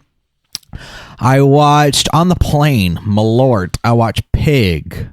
I watched that Woodstock documentary. So watching that Woodstock documentary, heading back to the United States and covering a movie based in 2002 really kind of affected my just general mood and view. That shit was like a bummer for sure. That time period and just like some of the subjects they talked about, just not just about the general culture and like, I don't know. It was just, yeah, it was kind of, and Limp Bizkit just happened to drop a new album as well. On Halloween. Yeah. So that was relevant, but I watched that. It was an interesting documentary. It was interesting to see kind of like the development of that. Also just the funny talking about like TRL and, oh man, what a time to be alive back then. I watched Silence of the Lambs again. Hadn't seen that in a while, and that was one I was like, man, yeah, we haven't covered this one, and we'll eventually need to get to that. But enjoy watching that again and kind of watching how it was structured this time. It's been a while since I've watched it, so I was just kind of like really paying attention with more of a podcast eye this time, it seemed like. But yeah, I watched that. I also watched the Pig movie. Not what I was expecting. It kind of surprised me in where it ended up. What else did I watch on the plane? Watched some Sunny in Philadelphia. Watched some Simpsons episodes. There was one more movie I watched. I can't remember what it was. I watched 4 movies. Scooby-Doo? I did watch Scooby-Doo Deuce right before this movie. And Randy, we haven't talked about this. You like strongly recommending. You're like, oh, I'll watch this movie before. Like, I don't want to spoil it necessarily because you want to rewatch it, but it had better Scooby-Doo vibes, but it's not it's not good. No. I hope you didn't take away that I thought it was a good movie necessarily. I thought it was superior. Okay. Yeah, it's not great. But it does have better Scooby-Doo vibes for sure. Melvin do? Yeah. It doesn't have that joke though, so where does that leave us? Doesn't have Melvin do vibes? Can't watch Piece it. of shit. Can't watch it. Fuck that. Yeah, I watched Badlands. That was the fourth movie. I never seen Badlands before, and I haven't seen it either. because what's her name is in it from Carrie, and we just covered Carrie, and Sissy. I was so impressed by that, and when I saw Badlands, I was like, oh yeah, I need to check this out. It was interesting. It's a good movie. I know it's kind of considered a classic, and it was good. A little bit. It kind of like there's a character in that, like the main character, who like fucking pisses me off. So it's a movie where I'm constantly like, fuck this guy. But craft wise, fantastic. Like the acting was great, the writing was great, the cinematography, it was really good. So I'd never seen that before, so I was glad to knock out Badlands finally. So I think that's about all I've been watching. Bob, Yo, what you been watching? a lot. October 30th, woke up in the morning and I was like, you know what I got to do? First thing, I got to rewatch Halloween Kills for the third time.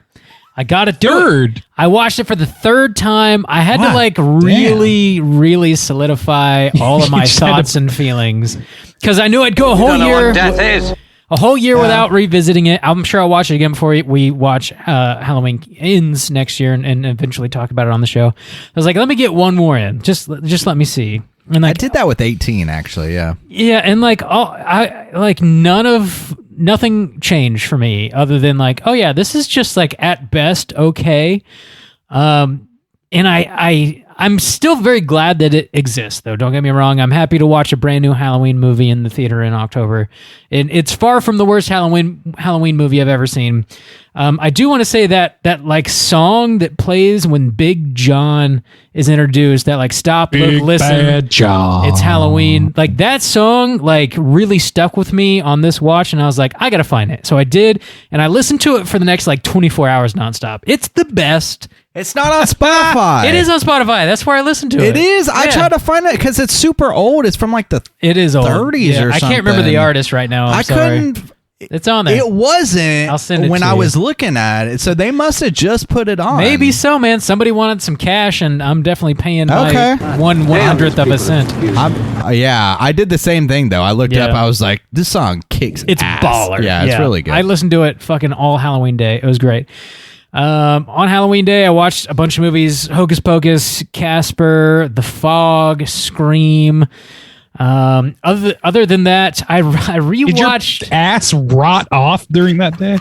God damn, no, not at all. It's a lot of viewing for one day. Well, we were sitting around waiting for trick-or-treaters that just unfortunately never ever came. So oh no, sounded like it's a lot of sweeping going on that day.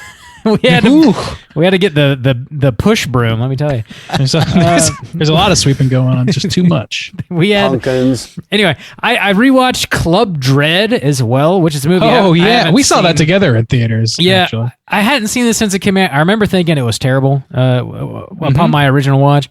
It is slightly better than I remember it being, but it is ultimately a very bad movie, and you don't really need to watch it. I agree with you, but also Pina Colada Berg, that's a solid joke. Yeah, it's I forgot just how much of its like premise is trying to play on a slasher movie. And that's why I wanted to watch it again. I was like, well, I've seen a lot more horror since whenever this came out, and I was like, well, maybe I'll like get some more inside jokes or something. And that's not the case. It's just bad. It's just not done very well. Yeah. You don't really need to watch it. Nope. I also watched Last Night in Soho, Edgar Wright's latest film in the movie theater.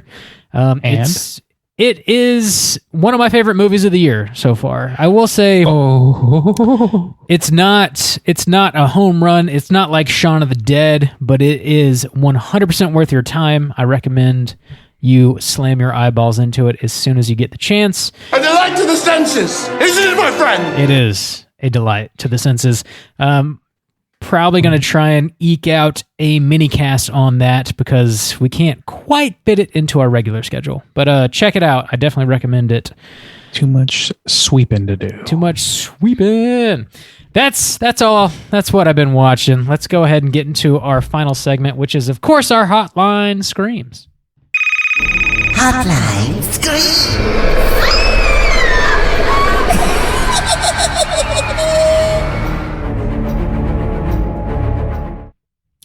If you are listening, would like to call in and leave us a voicemail to be featured on next week's show, hit us up at 904-638-3231. We got 2 voicemails this week. First up, we're going to hear from our boy Brandon. Let's hear what he has to say. What up, bitches? It's Brandon. Colin, I just watched this movie called After Midnight. Checked it out from Bob. Yeah. Liking it so much. That shit was crazy.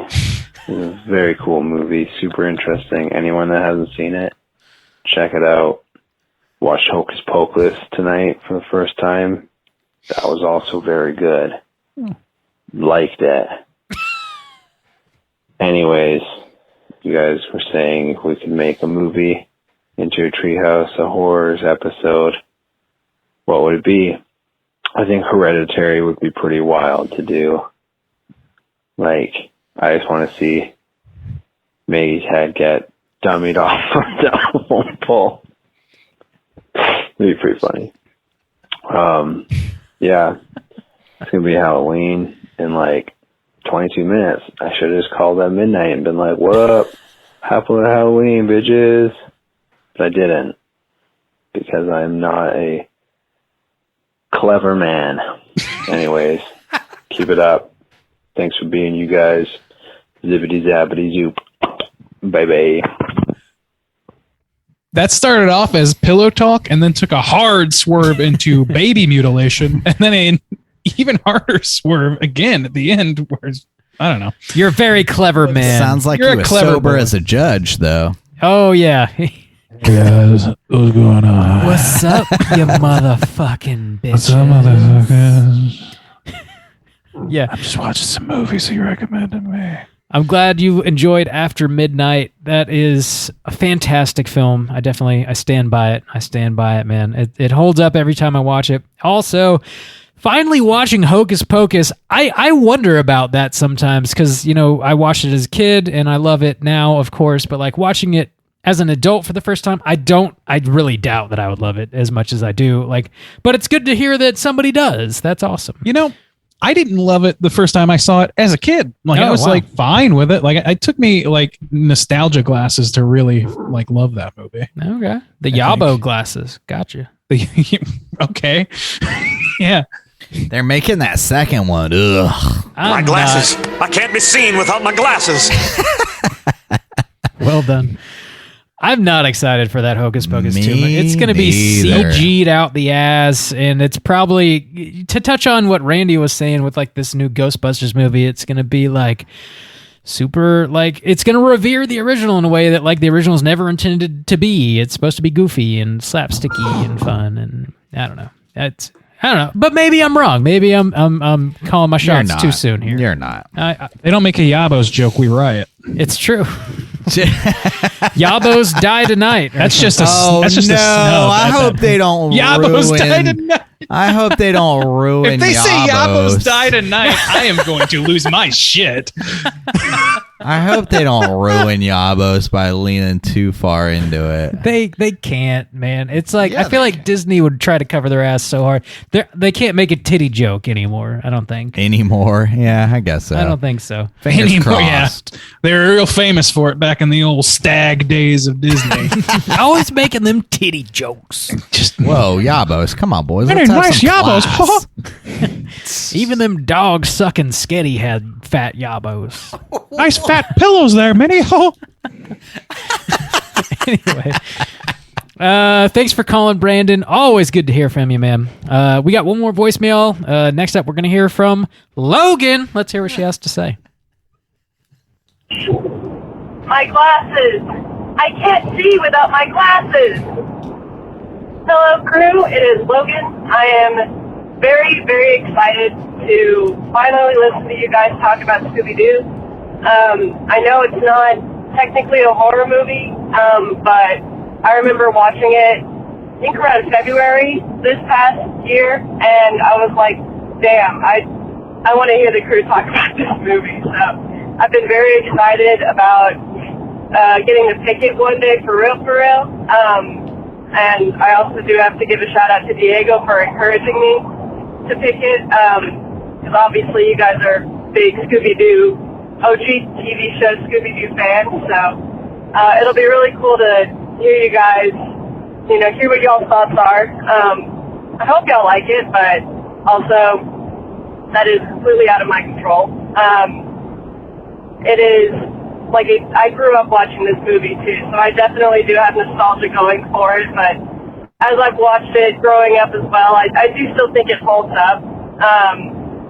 It's kind of funny how this movie was like the establishing movie for a lot of these actors that were way bigger before even this movie came out. So every time I see a movie with like Matthew Lillard in it, I'm always like, oh my god, it's Shaggy.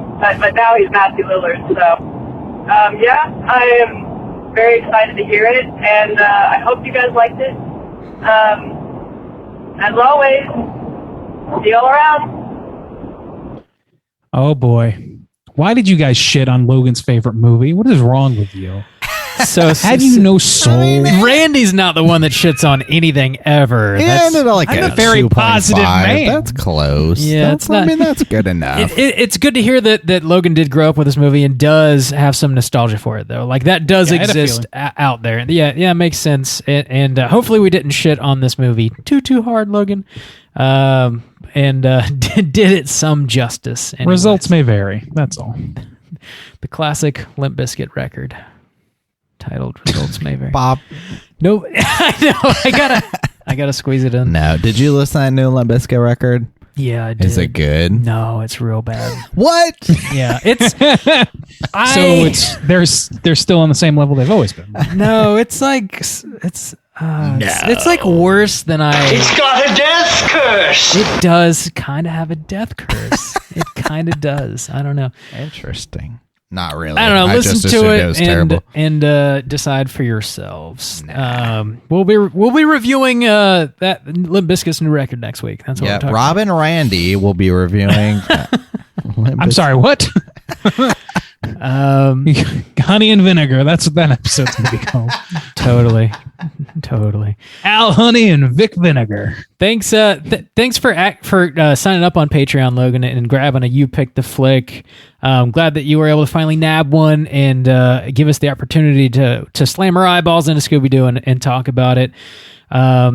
I wonder, you mentioned growing up watching this live action film. I wonder if you ever went back and watched any of the OG cartoons or any of the cartoon iterations. I know there's quite a few of them, and there's also several full-length cartoon movies as well. I don't know. Hit us up. Let us know.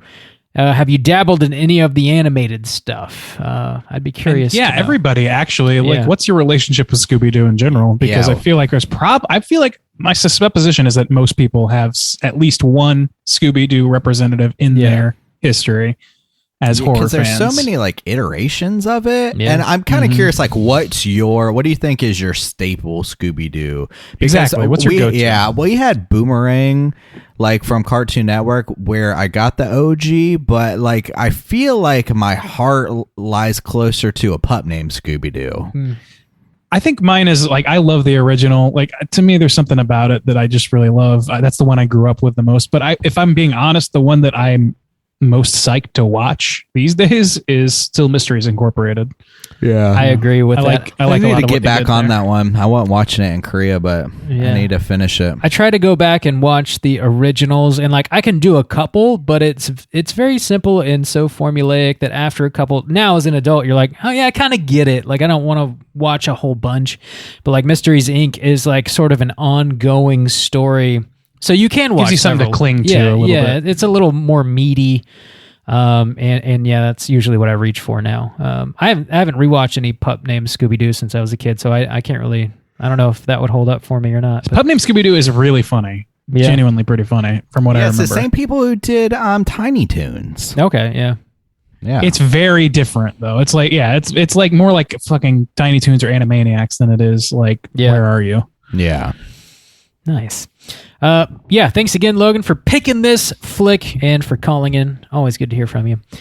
We got any prompts for next week? you guys want to throw out there? I mean, just the Randy just Scooby-Doo did thing. one.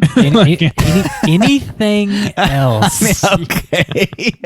Yeah, Scooby-Doo. Tell us about your Scooby-Doo affiliation. Which card carrying fan are you? Also, or do you hate Scooby-Doo? We could tell us about that too. To build So we can off ostracize Scooby-Doo, kind of like with the Simpsons one. Is there any kind of like, because a lot of or some of their stuff, I think they did like a Foggy London. They did a Westworld episode, like in the OG. Damn. Like first 18 episodes, they did one where it was like a Westworld style where they go to this future land and it's all like robots or whatever. Is there any kind of like classic horror tale or something that you think would have been a cool Scooby-Doo episode, or how about should have been done? Reanimator? Yeah. The reason I bring that up is because I just found the name of that movie that is adult Scooby-Doo spoof, which is called Saturday Morning Mystery, and it has terrible reviews, but that is the premise. And it was theoretically based on, or not based on, but they're going for a Reanimator style tone or a basket case style tone, okay. which is not what I want in my do. No, don't want that in my no, do. thank you. That and gingerbread, get those out of my do. I don't know, man. Don't do the do. I'll try the G bread do if I find it. Oh my I'll give lord! it a try. I think somebody said it might be a good like Mixer? punch mixer. Yeah, I think that makes holiday. sense. I've that never makes tried sense, it. Yeah. Put a little rumski in it, whatever. Also, I don't give a shit about giving Mountain Dew money for a mediocre soda either. So fuck it. And Randy's out. Just like that. Randew, spelled D-E-W. More shit I gotta do now. Uh-huh. Wouldn't it be D-O-O? Well, for the endorsement, D-E-W. So yeah, call in, leave us your voicemails at 904-638-3231. We're going to be back next week with a brand new show. As always, we're going to be talking about yet another Patreon pick. This one was chosen by Alice. The movie is 2009's Jennifer's Body. Slam your eyeballs into it. Get ready for next week's show. Until then, please rate, review, and subscribe to us on iTunes. You can follow us on Twitter at STR8_chilling, on Instagram at Straight Chilling Podcast. You can send us an email through our website, straightchillingpodcast.com. And until next week, as always, all you mother truckers, please keep chilling. My glasses. I can't be seen without my glasses.